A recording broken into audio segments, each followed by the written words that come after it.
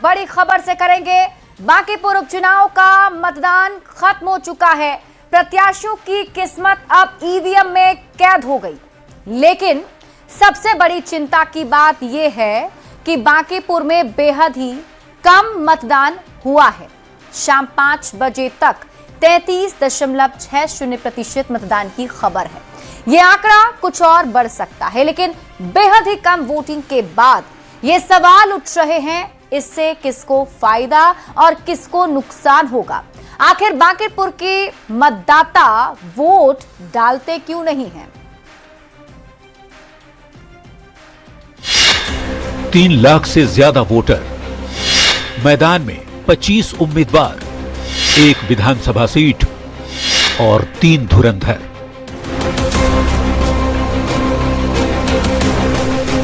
पटना की बांकीपुर विधानसभा सीट पर उपचुनाव हो चुका है और अब सबकी नजरें टिकी हैं 3 अगस्त पर, जब ईवीएम का पिटारा खुलेगा और वोटों की गिनती होगी। गिनती में कौन बाजी मारेगा ये तो 3 दिन बाद पता चलेगा। पर एक बात जो इस चुनाव में समझ आई वो ये कि बांकीपुर के मतदाता वोट ही नहीं डालते। 2026 उपचुनाव को हटा भी दें तो बांकीपुर की जनता वोट डालने के मामले में बेहद सुस्त रही है। पिछले कुछ चुनाव के आंकड़ों की यदि बात करें तो 2005 में फरवरी में हुए चुनाव में 34.4% वोटिंग हुई। 2005 में अक्टूबर नवंबर में हुए चुनाव में 33.2% वोटिंग हुई, जबकि 2006 के उपचुनाव में 19.85% वोटिंग हुई। 2010 चुनाव में 36.96% वोटिंग हुई, जबकि 2015 में 40.25% वोटिंग हुई। 2020 में 35.92% वोटिंग और 2025 में करीब 41% वोटिंग की गई। वैसे तो इन सभी चुनाव में बीजेपी ने बांकीपुर में बाजी मारी, पर इस बार जन सुराज के प्रशांत किशोर के मैदान में उतरने से ये मुकाबला बेहद दिलचस्प हो गया है। बांकीपुर विधानसभा सीट बिहार के सबसे जागरूक मतदाताओं की आबादी वाली सीट है। इसके बावजूद इतनी कम वोटिंग प्रतिशत होने पर सवाल तो उठता ही है कि आखिर बांकीपुर के मतदाता वोट क्यों नहीं डालते। न्यूज 18 के लिए पटना से संवाददाता रजनीश कुमार, विनीता मिश्रा और आनंद अमृत राज के साथ ब्यूरो रिपोर्ट। तो बांकीपुर विधानसभा उपचुनाव के लिए मतदान खत्म हो गया। मतदान खत्म होते ही एनडीए उम्मीदवार नीरज कुमार सिन्हा ने जीत का दावा किया है। उन्होंने बांकीपुर की जनता को धन्यवाद भी दिया।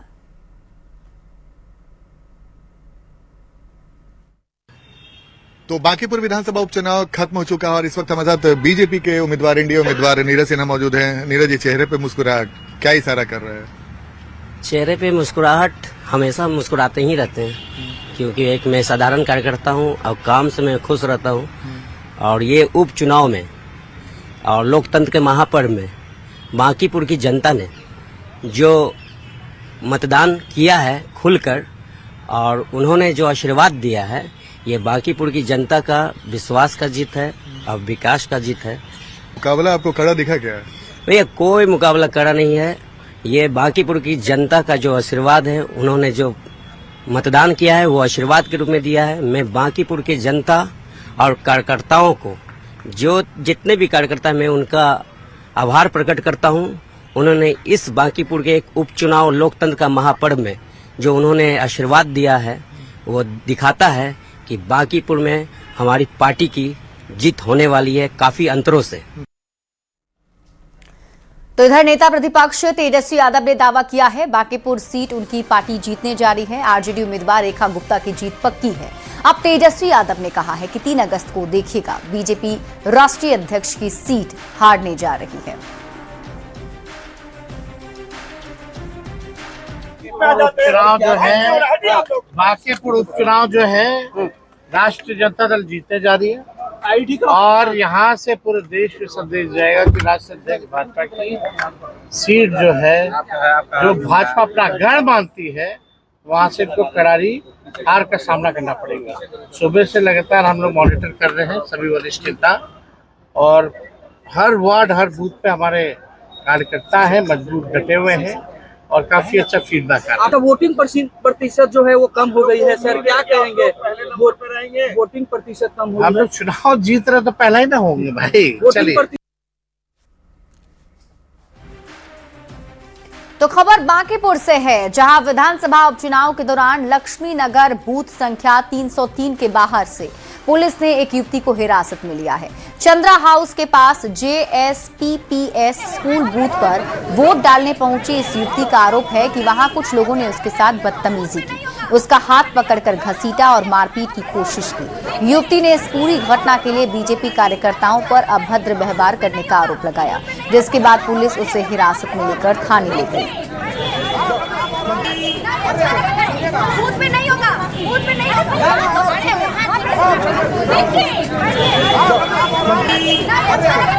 बूथ पे नहीं होगा, बूथ पे नहीं होगा। आरा के शाहपुर थाना क्षेत्र के बिलौटी गांव में भरत तिवारी एनकाउंटर मामले में एक बार फिर से बवाल हो गया है। भरत तिवारी पर घर के बाहर एक मारपीट का वीडियो सामने आया, जिसमें साफ तौर पर देखा जा सकता है कि कुछ लोग आपस में मारपीट कर रहे हैं और कुछ सुरक्षा कर्मी वहां हैं जो बीच बचाव करते नजर आ रहे हैं। इस मामले के सामने आने के बाद कई तरह के सवाल खड़े हो रहे हैं। बताया जा रहा है कि सोशल मीडिया पर विवाद के बाद फुफेरे भाई मनोज तिवारी के साथ मारपीट की घटना सामने आई। और अधिक जानकारी दे रहे हैं न्यूज 18 संवाददाता चंदन कुमार। भोजपुर जिले के शाहपुर थाना क्षेत्र के बिलौटी गांव के युवक भरत तिवारी की पुलिस कथित एनकाउंटर में मौत के बाद एक बार फिर से नया बवाल खड़ा हो गया है, जहां की एक बार फिर से भरत तिवारी के घर के सामने एक मारपीट का वीडियो वायरल हो रहा है, जिसमें साफ तौर पर देख सकते हैं कि किस तरह से 2-3 लोग आपस में लड़ाई कर रहे हैं। एवं खबर मुजफ्फरपुर से है, जहां अहियापुर थाना क्षेत्र के झपहा ओवरब्रिज के समीप बुधवार रात बाइक सवार 2 बदमाशों ने कार सवार एक युवक पर ताबड़तोड़ फायरिंग कर दी। हमले में गोली चालक मोहम्मद नियाज के सीने में जा लगी, जिससे वो गंभीर रूप से घायल हो गए हैं। उन्हें तुरंत SKMCH में भर्ती कराया गया, जहां इलाज चल रहा है। घायल युवक के परिजनों का आरोप है कि जमीन को लेकर पट्टीदारों से हुए विवाद और कहासुनी के बाद इस घटना को अंजाम दिया गया। सूचना मिलते ही पुलिस मौके पर पहुंची और घटनास्थल से एक खोखा बरामद कर CCTV फुटेज खंगाल गई है। और भैया कार से 9:30 और 10 के बीच में कार से घर से वहाँ नेवरा से मुजफ्फरपुर टाउन में आने के लिए रवाना हुए। जैसे वैसे ही रास्ता में झपहा में वो जो डुम्बा चौक है जो पंप से आगे है टर्निंग, वहाँ पे 2 शूटर बाइक से आकर के एक गोली शीशे पे मारा और एक गोली भैया के राइट साइड पे चेस्ट पे मारा। हाँ, कल रात को 10 बजे के रात्रि में ये सूचना मिली कि मोहम्मद नियाज, जिनकी उम्र 30 साल है, जो नेवरा थाना रामपुर हरी के रहने वाले हैं, उनके ऊपर कुछ लोगों ने फायरिंग की है। तो फायरिंग में गोली जो है उनके दाएं काख में लगी है, और लेकिन वो सुरक्षित हैं, वो अभी ठीक हैं। वो उनके ऊपर जो गोली चलाए हैं वो ज़मीन के विवाद में गोली चली है। उनके द्वारा बताया भी गया है कि किन लोगों ने गोली चलाई है। रात भर छापेमारी हुई, लेकिन अभी तो फरार चल रहे हैं। अभी आगे भी इसके ऊपर जो भी उचित कार्रवाई होगी और रेड होगा किया जाएगा। बिहार में भ्रष्टाचार के खिलाफ लगातार कार्रवाई हो रही है, छापेमारी हो रही है। इसी कड़ी में आय से अधिक संपत्ति के मामले में आर्थिक अपराध इकाई यानी EOU ने लघु सिंचाई विभाग के कार्यपालक अभियंता अरविंद कुमार चौधरी के 6 ठिकानों पर एक साथ छापेमारी की। दावा है कि अभियंता के पास आय से करीब 1 करोड़ 20 लाख रुपए अधिक की संपत्ति मिली है। ये रिपोर्ट देखिए। EOU का चला जोरदार हंटर, शिकंजे में भ्रष्टाचारी इंजीनियर। 6 ठिकानों पर रेड पड़ी, इंजीनियर साहब की शामत खड़ी। दस्तावेजों की पड़ताल, करोड़ों की संपत्ति का सवाल।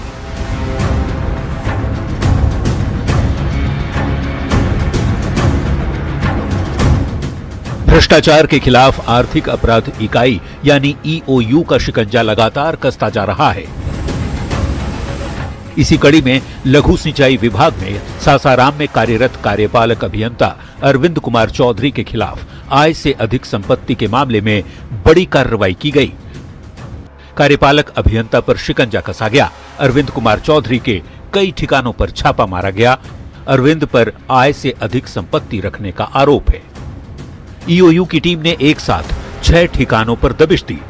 दानापुर, मुजफ्फरपुर, सासाराम और बांका समेत कई जगहों पर चल रही इस कार्रवाई के दौरान अधिकारियों ने संपत्ति से जुड़े अहम दस्तावेजों को खंगाला। बैंक के खाते की जांच की गई, निवेश से जुड़े दस्तावेज चेक किए गए, नकदी और आभूषण की जांच हुई, साथ ही संपत्ति का सत्यापन और कई फाइलों की जांच की गई। जांच एजेंसी यह पता लगाने में जुटी है कि अभियंता की संपत्ति के स्रोत क्या हैं और आय के मुकाबले उनका अनुपात कितना है। शुरुआती जांच में अभियंता के पास करीब 1 करोड़ 20 लाख रुपए के पुख्ता सबूत हैं, जिसके आधार पर आय से अधिक संपत्ति होने का आरोप सामने आया है, जिस पर यह कार्रवाई की गई। यहाँ अभियंता है अरविंद चौधरी जी, तो हम लोग आर्थिक अपराध से आए हैं। उनके अन्य ठिकाने पे, यहाँ के अलावा अन्य ठिकाने पर भी छापेमारी चल रही है आर्थिक अपराध की। कुछ बरामद हुई है सर? नहीं, अब कार्यालय से तो अभी ऐसा कोई हुई है सर। आर्थिक अपराध आय से अधिक संपत्ति के। सर आपका शुभ नाम? आर्थिक अपराध इकाई की ये कार्रवाई साफ संकेत देती है कि भ्रष्टाचार और अवैध संपत्ति के मामलों में जांच एजेंसियां अब और अधिक सख्ती के साथ कार्रवाई कर रही है। फिलहाल ईओयू जब्त दस्तावेजों और वित्तीय लेन देन की जांच में जुटी है। न्यूज 18 के लिए पटना से अमरजीत शर्मा, सासाराम से अजीत कुमार के साथ ब्यूरो रिपोर्ट। और इसी बीच रुक कर लेते हैं बड़ी खबर की ओर। बड़ी खबर आपको बगहा से बताते हैं, जहां वाल्मीकि नगर वन क्षेत्र में बाघ के हमले से एक चरवाहा गंभीर रूप से घायल हो गया है। बेसहा गांव के समीप जंगल किनारे बकरियां चरा रहे अकलू यादव पर अचानक बाघ ने हमला बोल दिया। चीख पुकार सुनकर पास में काम कर रहे मजदूर बहादुरी दिखाते हुए चरवाहे की जान बचाए, जिसके बाद बेहतर इलाज के लिए जीएमसीएच बेतिया रेफर कर दिया गया। इस घटना का एक वीडियो भी सामने आया है, जिसमें धुंधले रूप में बाघ भी नजर आ रहा है। ये वीडियो आप देखिए। इस दर्दनाक वाक्य के बाद से पूरे इलाके में भारी दहशत का माहौल है और वन विभाग की टीम ने बाघ को पकड़ने के लिए इलाके की घेराबंदी कर रेस्क्यू ऑपरेशन शुरू कर दिया है।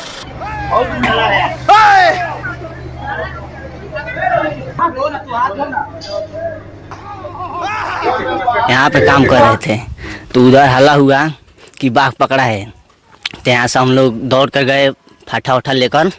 तो वहाँ पे देखे तो एक आदमी का चाँप दिया था और ये हाथ जो यहाँ पे खा लिया है, ये पूरा पकड़ लिया था। तो हम लोग गए वहाँ उसके पास, तो वहाँ पे हम लोग ज़्यादा लोग थे तो उसको खींच कर लाए। सामने जब हल्ला भैया दौड़ के गोनी है जा बस एगो और ही रहा एगो बकुआ लेके वो बाँस लगौलस ये मुँह में, आ जब वो बाँस मुँह में से बाँस लगाओ घींचो लाश की तो ढक टंगरी और बाँ लगनी घिसिया आवे, बस खींच के आन तो टांग ओकर बेटा गई हुआ के टांग के मोटरसाइकिल पे लेके गई सर। बाघ कहाँ गई? बाघ वही बा। और इसी खबर से जुड़ा बड़ा अपडेट आपको बता देते हैं। वाल्मीकि नगर में हमला करने वाले बाघ की मौत की खबर मिल रही है। दरअसल रेस्क्यू के दौरान ये बाघ मृत मिला है। बाघ के बीमार होकर कमजोर होने की आशंका जताई जा रही है। तो बड़ी खबर आपको बता रहे हैं, जिसका रेस्क्यू किया गया वो बाघ मृत बताया जा रहा है। दरअसल रेस्क्यू के दौरान मृत अवस्था में बाघ मिला है। बाघ के बीमार होने की आशंका जताई जा रही है। वन विभाग के अधिकारियों के साथ मौके पर एक्सपर्ट भी पहुंचे हुए हैं और वाल्मीकि वन क्षेत्र में एक चरवाहे पर इस बाघ ने हमला किया था और उस बाघ की मौत हो गई है।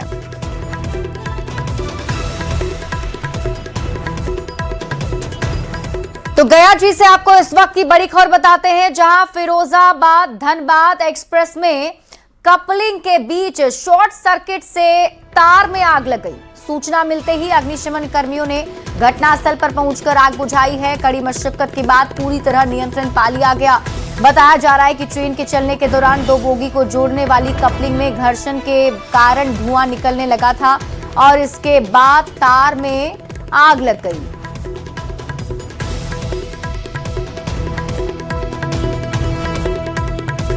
गया जी से आपको बड़ी खबर बताते हैं, जहां 4 बच्चों की मां ने अपने प्रेमी के साथ मिलकर दिव्यांग पति की गला दबाकर हत्या कर दी है। हत्याकांड का पुलिस ने महज 6 घंटे में खुलासा किया है। ग्रामीण एसपी दिव्यांजलि जायसवाल ने बताया कि मामले में मृतक की पत्नी, उसके प्रेमी और 2 अन्य आरोपियों को गिरफ्तार किया गया है। पुलिस के मुताबिक आरोपी महिला घर पे शराब बेचने का भी काम करती थी, ऐसे आरोप लग रहे हैं। इसी को लेकर पति पत्नी के बीच विवाद होता था। जांच में यह भी सामने आया कि पत्नी ने अपने प्रेमी और अन्य सहयोगियों के साथ मिलकर पति की गला दबाकर हत्या की। पुलिस ने आरोपियों के पास से एक बाइक और 3 मोबाइल फोन बरामद किए हैं। तो पत्नी के द्वारा ही इनके साथ एक नाजायज संबंध था, जिसका नाम है राजा आलम। तो राजा आलम ही इसमें जो मृतक है उनका गला दबाकर मारे हैं, ऐसा अभी तक हमारे अनुसंधान में मिला है। राजा आलम के साथ उनके 2 साथी थे, रोहित कुमार और मोहम्मद मुन्ना। ये लोग भी इस घटना में, इनका भी संलिप्तता पाई गई है अभी तक के अनुसंधान में, और इन तीनों को गिरफ्तार कर लिया गया है। साथ ही में जो मृतक की पत्नी है उनको भी गिरफ्तार कर लिया गया है। एफआईआर दर्ज करने के उपरांत इसमें अनुसंधान को आगे बढ़ाया जा रहा है और इनको कोर्ट में प्रोड्यूस किया जा रहा है। बक्सर में उत्पाद विभाग की टीम ने 3 महीने में 2.5 करोड़ रुपए की शराब को जब्त किया है। बक्सर जिला उत्तर प्रदेश से सटा हुआ है, जिसके चलते शराब तस्कर यूपी से बक्सर के रास्ते बिहार में आते हैं, लेकिन उत्पाद विभाग की पुलिस भी एक्शन मोड में है। पुलिस सभी चेक पोस्ट पर पैनी नजर रखे हुए है। तस्कर शराब तस्करी के लिए नए नए तरीके अपना रहे हैं, लेकिन पुलिस भी उनके मंसूबे पर पानी फेर रही है। इसी बीच पुलिस ने यूपी नंबर प्लेट की एक गाड़ी से शराब जब्त की और मौके से गाड़ी चालक को भी गिरफ्तार किया। लगातार अभियान चलाया जा रहा है और विगत 3 महीने में हम लोग बहुत कामयाबी हासिल किए हैं, जिसमें 356 व्यक्तियों को गिरफ्तार किया गया है शराब के सेवन और शराब के बेचने में, और उसमें 7 ट्रक पकड़ा गया है।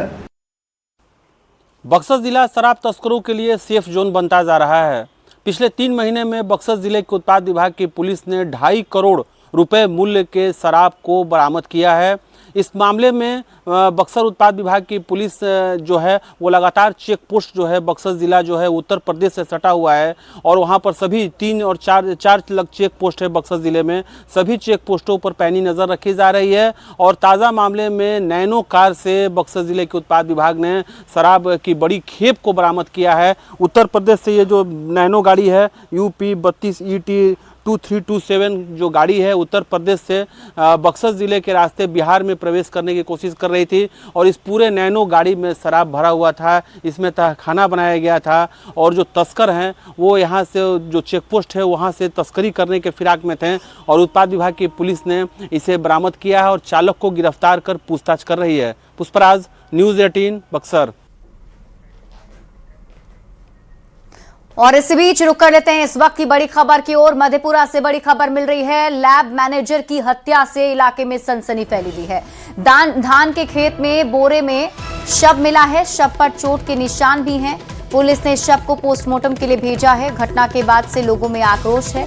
आरोपियों की गिरफ्तारी की मांग की जा रही है। तो इस वक्त की बड़ी खबर आपको मधेपुरा से बता रहे हैं, जहां लैब मैनेजर की हत्या के बाद इलाके में सनसनी फैली हुई है। जब यहाँ से घर से जाने के बाद उसका मोबाइल स्विच ऑफ हो जाता है, लमसम 11 बजे स्विच ऑफ हो जाता है। उनके यहाँ गया और सोशल मीडिया की तरफ से ही 4 बजे यह हम लोगों को 4 बजे शाम को अनदेखी फोटो किया गया। बाद में पता लगा वो हमारे पंचायत का ही लड़का यह कमल बाबू साहब है। तो वहाँ से लमसम 10:45 तक उस पर कॉल लग रहा था। हमसे भी बात हुआ, 11 बजे उसका कॉल बंद आने लगा। उसके बाद हमको पता था कहाँ गया है, तो उस पर फ़ोन लगाया, मनी पे और उसका वाइफ पे, उसका भी फ़ोन बंद आ रहा था। खबर नालंदा से है, जहां मानपुर थाना क्षेत्र के तेतरावा गांव स्थित बुद्ध मंदिर में चोरी की घटना सामने आई है। चोर मंदिर से करोड़ों रुपए की ऐतिहासिक प्राचीन भगवान विष्णु, सूर्य और खंडित बुद्ध की प्रतिमा चुराकर फरार हो गए। इधर घटना के बाद से स्थानीय लोगों में आक्रोश है। लोगों ने थाने में लिखित सूचना दी है।